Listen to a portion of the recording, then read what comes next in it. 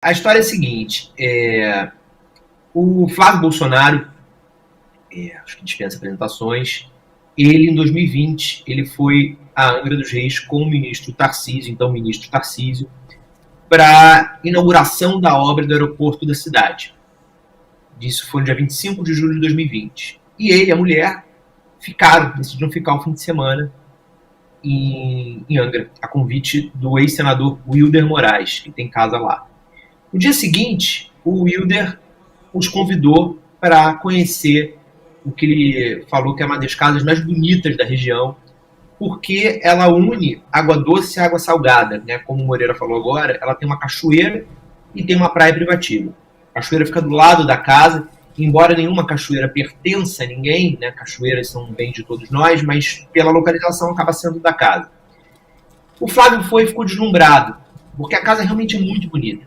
No momento que ele foi, a casa tinha 8 suítes, ela agora foi ampliada para 11. Na obra também de ampliação, ela ganhou quadra de tênis, ganhou uma piscina, já tinha um heliponto. E essas ampliações foram feitas pela pessoas e os sócios que compraram do dono da casa que o Flávio estava visitando, que é o jogador Richarlison. A pessoa que o Flávio estava visitando chamava-se Antônio Marcos. Isso era julho de 2020. E o Antônio Marcos, naquele dia, já contou para o Wilder Moraes, para o Flávio, que estava vendendo a casa. Muito bem, passam-se 5 meses. O Antônio Marcos continuou em Angra, num outro imóvel, não morando mais nessa casa. Já tinha vendido para o Richarlison, para o empresário dele. Quando ele recebe um telefonema e fica sabendo que o Flávio está em frente à casa, numa lancha, e perguntando se podia encontrar com ele. Ele vai ao encontro do Flávio e diz, olha, eu não sou mais dono da casa. E o Flávio queria, isso era 1º de janeiro de 2021, o Flávio queria mostrar a casa a esse amigo. Esse amigo é o advogado Willer Tomás, que é um advogado muito influente em Brasília. Ele tem relação muito próxima com diversos políticos. O mais poderoso deles talvez seja o Flávio Bolsonaro, mas também o Ciro Nogueira, chefe da Casa Civil, o Arthur Lira, presidente da Câmara dos Deputados, diversos outros políticos, aluga casa para muitos deles, para o Ciro Nogueira, inclusive. E o Willer queria, segundo o Flávio, conhecer o imóvel e estava interessado em, eventualmente, até comprá-lo. O Antônio Marcos, então, que foi a pessoa que lá, 5 meses antes, recebeu o Flávio, explica, já vendi. Eu não sou mais dono, não posso nem te levar lá dentro, porque os novos donos estão lá dentro. Os novos donos eram o Richarlison, o empresário dele, a mulher do empresário dele, e estava morando na casa. E aí, ninguém mais por um período soube de Flávio e de Willer. Vamos cortar para o dia 13 de maio de 2022, esse ano. Portanto, há menos de 5 meses. O empresário do Richarlison, Renato Velasco, estava em Londres com o jogador, quando recebe um telefonema da mulher dele chorando. É o vídeo que a gente viu no início da nossa conversa aqui, desse que aparece uma criança. E a mulher dele, que estava grávida, já de 8 meses, chorando, dizendo que havia policiais expulsando eles da casa, policiais da PM do Rio de Janeiro. E essa ação era uma ação de reintegração de posse dada por um juiz de primeira instância em Angra, e correu sem ouvir o Richarlison, sem ouvir o empresário do Richarlison. O juiz deu a decisão e a PM expulsou essa senhora da casa. Com 8 meses, como eu falei, de gravidez, ela teve que ser levada para o hospital, teve que antecipar o parto dela, antecipou em 2 semanas o parto. E eles, desde então, desde dia 13 de maio, eles só tiveram a casa por mais 2 dias, porque eles conseguiram reverter essa primeira decisão no plantão judicial 2 dias depois, no domingo, no dia 15 de maio, mas depois, rapidamente, o Willer Tomás ganhou novamente e eles perderam até agora, estão por uma decisão liminar, estão sem a posse da casa. O Richarlison não está na casa, o empresário dele não está na casa. O que o Willer Tomás fez entre a visita com o Flávio e o dia da reintegração de posse? O Willer tentou comprar a casa, né, como eu falei. Uma vez frustrado isso, ele descobriu que a casa nunca havia saído do nome de uma empresa no registro de imóvel. Uma empresa que lá atrás comprou a casa da Clara Nunes, do espólio da Clara Nunes. Essa casa pertenceu a Clara Nunes. E o Paulo César Pereira, viúvo da Clara, quando ela morreu, vendeu a casa para uma empresa chamada M Locadora. E nenhum dos donos sucessivos, depois que a M Locadora vendeu, nenhuma dessas pessoas trocou no registro de imóveis a propriedade e nem na Secretaria de Patrimônio da União, que é o órgão federal que, entre outras atribuições, é quem faz a gestão da concessão de uso de terrenos e ilhas. Porque talvez o nosso amigo não saiba, nossa amiga que está nos vendo, mas ilhas não pertencem a ninguém. Terrenos e ilha não pertencem a ninguém, eles são da União. O que uma pessoa que se diz dono de um terreno em ilha ou de uma ilha tem é uma outorga, uma concessão de uso, um direito de uso. E ninguém fez a substituição de M Locadora para nenhum dos nomes seguintes no registro de imóveis. E na Secretaria de Patrimônio da União ainda estava o nome de 1977, anterior a Clara Nunes. Quer dizer, nem a Clara Nunes, na Secretaria de Patrimônio da União, trocou. Isso é um tipo de irregularidade muito comum em vários imóveis brasileiros.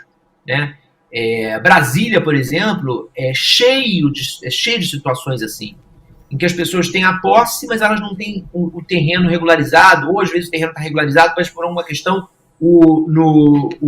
tem apenas um contrato de gaveta sobre a posse, não foi trocado no registro, cada um por uma razão diferente. Dessa casa, a razão que o dono, a primeira pessoa que comprou dessa M Locadora, alegou para não registrar, não trocar o registro do imóvel, é porque a M Locadora já estava em processo de falência quando ele comprou dela. Muito bem. O Willer Tomás, o advogado amigo do Flávio, que passou a se esforçar para ter a casa depois que o Flávio se encantou, né, nessas visitas que eu contei, ele negociou diretamente com o espólio, os dois espólios dos antigos donos dessa M Locadora, e aí começa uma história policial, né, mais contornos policiais.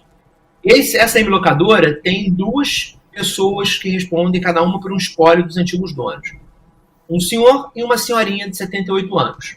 Cada um ligado a um antigo dono. Essa senhorinha de 78 anos, ao ser procurada pelas pessoas pelos advogados do Richarlison, as pessoas que estão na batalha judicial contra o Willer Tomás, o amigo do Flávio, Bolsonaro, ela disse, olha, eu não sei o que vocês estão falando, eu nunca assinei essa papelada. A única coisa que eu assinei, o outro lado do espólio me procurou, foi para dar baixa na M Locadora. Finalmente, depois de anos. E aí ela vai à delegacia e registra uma ocorrência dizendo que ela, com 78 anos, tinha sido enganada a assinar a documentação passando a posse da ilha para o Willer Tomás. Tem um registro de ocorrência com isso. Esse caso está judicializado desde um pouco antes dessa reintegração de posse, né, como eu falei. Ele agora está na segunda instância do Tribunal de Justiça do Rio. Todos esses documentos, esses fatos que eu estou falando, estão documentados nos autos desse processo. O Flávio Bolsonaro, a gente conversou com ele ontem, ele disse que realmente a casa é deslumbrante, contou que foi ele levou o Willer Tomás lá, sabia da pendência judicial e ficou nisso, disse que se ele foi arrolado como testemunho, ele vai ser chamado para depor nos autos, e ele disse que se for, ele não tem muito a contribuir, mas admitiu que é realmente um imóvel encantador, tão encantador, inclusive, que quem for no Instagram do Flávio Bolsonaro vai ver que ele fez uma tomada aérea com drone do imóvel nesse dia que ele foi com o Willer Tomás. O que é uma coisa muito estranha, porque eu, pelo menos, não sei você, Moreira, não sei você, Vivian, mas eu não tenho hábito de filmar imóveis alheios e publicar no meu Instagram. Eu acho isso um pouco estranho, assim. Eu não acho uma casa bonita, faço uma imagem com drone mostrando ela e publico no meu Instagram. Mas o Flávio ficou tão deslumbrado que ele fez isso, está no Instagram dele, o link está aí na reportagem. O Willer Tomás, a conversa com ele foi um pouco menos clara, porque durante a conversa, ele falou algumas coisas que não se comprovavam. Ele falou que no processo havia documentos que Eu me dei o trabalho, depois de ouvi-lo, de procurar novamente no processo, pedi que ele me indicasse onde estavam os documentos que ele dizia que estavam no processo. Ele me indicava outros documentos, foi um telefonema bastante confuso. E, finalmente, ele começou no telefonema a chamar o Richarlison de invasor, de miliciano, um jogador da seleção. Diz que são todos bandidos, que essas pessoas não deveriam estar na casa, que invadiram a casa. E ele não teve explicação para algumas coisas muito estranhas nessa história toda. Que é o seguinte, a casa, quando foi comprada em 2021, em 2020 ainda, do Antônio Marcos, que foi o cara que recebeu o Flávio Bolsonaro, abriu as portas para o Flávio Bolsonaro, quando o Richarlison comprou desse Antônio Marcos, a casa era uma casa de 8 suítes, sem piscina, sem quadra de tênis, com banheiros muito antigos, cozinha muito antiga. Isso tudo foi o Richarlison e o empresário dele que mudaram. Ampliaram para 11 quartos, todas suítes, modernizaram banheiros, cozinha, construíram a quadra de tênis, a piscina. Essa casa, do jeito que ela é hoje, ela tem ela custou pela empresa, pelo grupo do Richarlison, para comprar por 5 milhões, e eles estimam e demonstram nos autos que gastaram cerca de mais 5 milhões no total de obras que foram feitas. Então, é uma casa que tem um valor estimado, se não houvesse, se nem tiver havido valorização imobiliária de 2020 para cá, né, provavelmente houve, é uma casa de pelo menos 10 milhões. O Willer Tomás comprou essa casa, o acordo que ele fez com a tal da M Locadora, para transferir a casa para o nome dele, foi por 2 milhões.